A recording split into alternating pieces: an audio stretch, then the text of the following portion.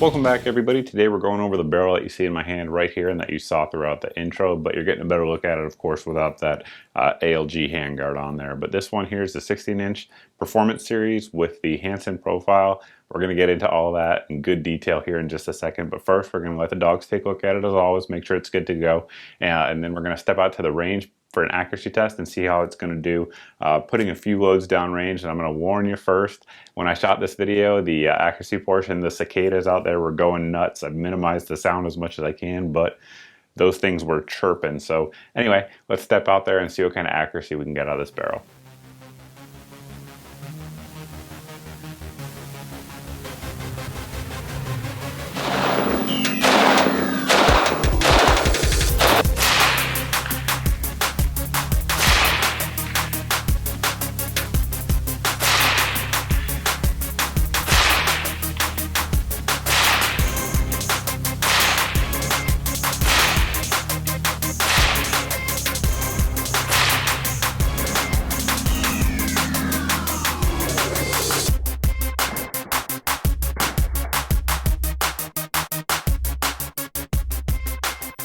For the accuracy portion, we have a target downrange at 100 yards. We have a basic mil-spec trigger, so nothing too fancy. The scope's going to be a primary arms 1 to 6.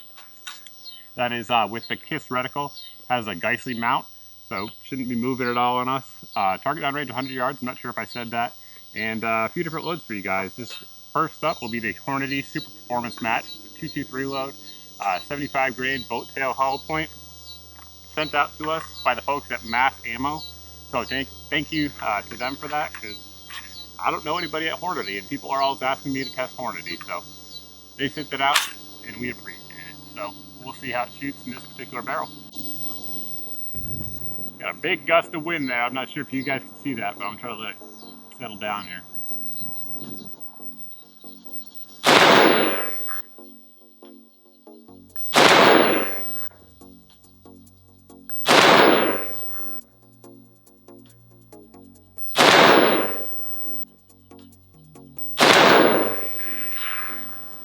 That stuff always ejects funny. Anyway, next up is going to be the Gorilla ammunition. This is their 55 grain load, so a little bit lighter in terms of weight with the Sierra Blitzkrieg bullet. Should be pretty accurate, tends to be pretty accurate across most of the rifles we try it in, so we'll see how it does.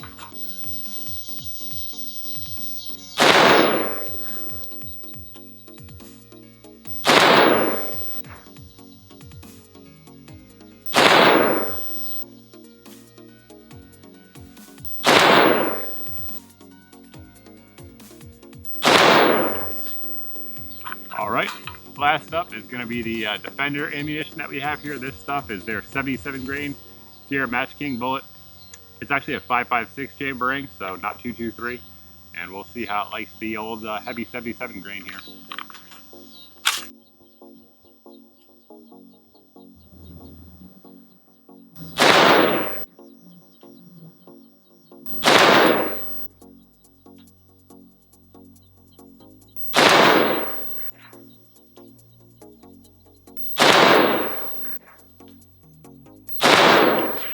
Let's go check them out. Started out with the Hornady, as you guys see here. It looks like just offhand that that's the biggest group. Depending on where you measure it, we're right at 1.25 inches with that one. Then we came over here with the Gorilla, tightened it up a little bit, at least it looks like it anyway. Oh yeah, we did. At 3/4 inch with the 55 grain there, and then down here with the 77 grain Defender stuff. We are right at 1 inch on the dot, center to center. So these barrels come with an MOA guarantee, and it certainly seems that even with the mil-spec trigger, the barrel will do it if the shooter can do it. Starting out here on the end of the barrel, we do have an 11-degree recessed target crown on the barrel, so that helps obviously with the accuracy that you guys saw out there on the range. We are using the VG6. This is their Delta 5.56 muzzle device. It's my favorite one that they put out. It's a good combination of flash hiding, and it does give you some reduction in terms of recoil, felt recoil rather, and muzzle rise. So continuing to move back, what you'll see throughout the barrel profile here, if I actually back out just a touch is that it has a continuous taper, and that's the big thing about these Hanson barrels. Some of you may have watched one that I did earlier, and I really do like that. Basically, it gives you the weight where you need it, which the most weight is going to be back here towards the chamber. That's the part that's going to get the hottest, the quickest, and it's also the part that you want the most rigidity to, and then it lightens up down here at the end, which I certainly do like. But anyway, speaking of weight there, this one here does come in at 27 ounces. On my scale, it does have a 0.750 gas block journal. So if you want to use any of your standard AR gas blocks, they will work in here. However, Ballistic Advantage, if you order from them, does give you the option to have a pinned gas block come from them, which I think is totally a no-brainer. It's priced affordably, and to have a pinned gas block is about the most sort of bomb-proof construction that you can have out there. And it is a steel gas block. It does have the same QPQ or nitride or salt bath nitriding finish that the barrel has. So the barrel has that finish inside and out. It's going to give you good wear resistance, good barrel life, and excellent corrosion resistance as well. It's got a nice surface hardness there. So all in all, the nitrided barrels at this point, I would say, have certainly proven themselves pretty darn well. Moving on back towards the chamber, we find the barrel markings, and you guys can see the Ballistic Advantage logo there, then 5.56 by 45, so it'll shoot either 5.56 or 223 loads safely. It has a 1 in 7 twist rate, but as you guys saw out there, it seemed to shoot all the different weights of ammo that we put through it pretty well.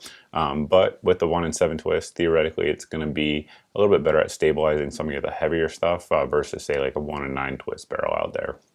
Made of 4150 CMB steel, and it is mil spec in that regard, so they do use the mil grade barrel material there, and then you'll see it does have the HP and MP testing. So HP stands for high pressure, so basically they're going to fire a proof load through the barrel.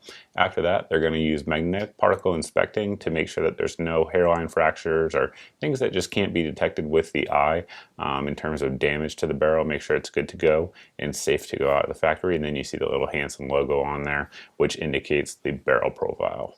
The barrel extension has those M4 feed ramps cut into it that match up with most of your modern upper receivers, and it also has a fail zero nickel boron coating on it. Now that's to increase lubricity, which in theory anyway could aid in reliability when things get really dirty. If you're running a suppressor and there's a lot of carbon in there, that added lubricity could add some added reliability when you need it. In front of you now, we have a few different barrel profiles just to kind of go over what I was getting at with the continuous taper earlier. So here we have the Hanson that we're reviewing right now. Then we have this one here, which is also a Hanson barrel by Ballistic Advantage. However, this one here has a 0.625 gas block journal, so it's just going to be narrower throughout. And then down here at the bottom, this is a Ballistic Advantage government profile barrel, so has your traditional government profile on there. Now, you guys can really see the difference, I'm sure, between the Hanson profile and then the government profile. So you can see there that the government profile has a bunch of weight out here at the end, which really is the worst place for it, in my opinion. It makes the gun feel front heavy. And then you have a thinner portion back here, which is where you need, or if you need it, if you're going to need the weight rather, it's going to be back here where you're getting that erosion and everything's heating up real fast there by the chamber. So really not a great barrel profile in my opinion. And the thing that's crazy about it is that the government profile weighs in at 28 ounces and this one weighs in at 27 ounces, but it feels a world lighter just due to the position of the actual barrel material and where it's kind of moved back to. Now here, again, another Ballistic Advantage barrel that we reviewed previously. This one, of course, is in stainless steel, and this one weighs in at 22 ounces. And if you kind of stack them up side to side right there, you can kind of see they just take a little bit more material off the outer edges throughout, but the profile in terms of being a continuous taper is the same throughout. So it sort of just depends what you want, what your preference is, and just how much you expend, or rather how much you plan on doing a lot of mag dumping and rapid firing through your barrel. Just a couple other points I wanted to bring up before we close the video out here on this barrel. Number one, we didn't have any malfunctions. We were running primarily Freedom Munitions 223 remanufactured stuff when we were out there just plinking around and using a carbine buffer. For those of you that want to try to judge the ejection pattern, there's the info for you. This one here comes in terms of cost at $230 over at the Ballistic Advantage website. We'll put links, of course, down below for anybody who wants to check it out. We'll put it for sale at a couple other websites as well because other retailers do offer this.